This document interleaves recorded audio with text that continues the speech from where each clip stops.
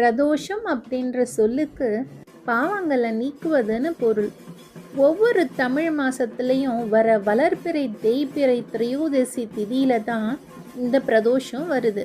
புராணங்களின்படி தேவர்களும் அசுரர்களும் பார்க்கடலை கடைஞ்சப்போ உலகையே அடிக்கக்கூடிய ஆலகால விஷம் வெளிப்பட்டுச்சு. அகிலத்தையே காக்கும் சிவபெருமான் அந்த நஞ்சை தானே உட்கொண்டார். அவர் சிவபெருமான் விஷம் அருந்திய நாள் துவாதசி. அதற்கு அடுத்த நாள் தான் திரையோதசி. மாலை வேளையில் விஷத்தோட தாக்கம் நீங்கி உலகை காத்த மகிழ்ச்சியில் நந்தி தேவரோட 2 கொம்புகளுக்கு நடுவில் நின்ன ஈசன் ஆனந்த தாண்டவம் ஆடினார். அந்த அற்புதமான நேரம்தான் பிரதோஷ காலம். இங்கே தான் பிரதோஷம் பிறந்த இடம். தேவர்கள் தங்களை காப்பாத்தின சிவனுக்கு திரையோதசி திதியில் சாயங்காலம் நன்றி சொன்னாங்க. சிவன் மகிழ்ச்சியில் நந்தியோட கொம்புகளுக்கு நடுவில் நடனமாடினார். அதுதான் பிரதோஷம். அந்த பிரதோஷ வழிபாடு உலகத்திலேயே முதலாக இந்த சுருட்டப்பள்ளியில் தான் ஆரம்பிச்சுது. பிரதோஷம் எந்த கிழமையில் வருதுங்கிறத பொறுத்து தான் அதோட பலன்களும் மாறுபடும். திங்கக்கிழமையில் வர சோம பிரதோஷம் மன அமைதியை தரும்.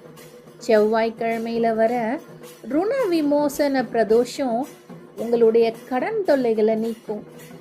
எல்லாவற்றையும் விட சனிக்கிழமை வர சனி பிரதோஷம் மகா பிரதோஷம்னு சொல்லுவாங்க.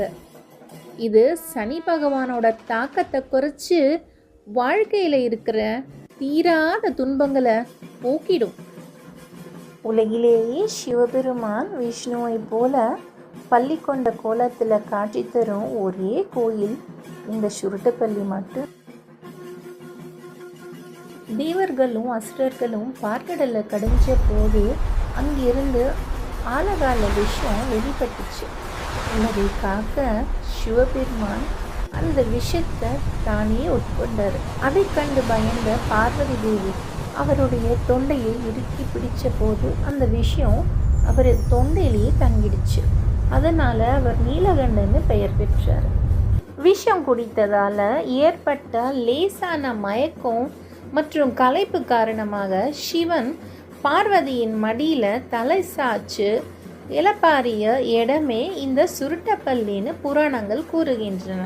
இங்கு மட்டுமே தக்ஷணாமூர்த்தி தனது மனைவியோட காட்சி தராரு.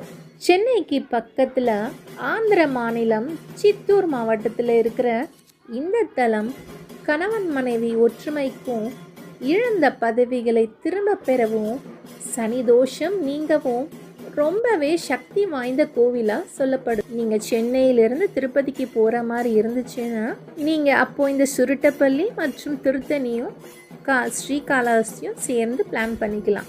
இந்த தகவல்கள் உங்களுக்கு பிடிச்சிருந்தா இந்த வீடியோவை லைக் பண்ணுங்கள், ஷேர் பண்ணுங்கள், மறக்காமல் சப்ஸ்கிரைபும் பண்ணுங்கள். நீங்கள் இந்த கோவிலுக்கு போயிருக்கீங்களான்னு கீழே கமெண்டில் சொல்லுங்கள். அடுத்த வீடியோவில் சந்திக்கலாம். நன்றி, வணக்கம்.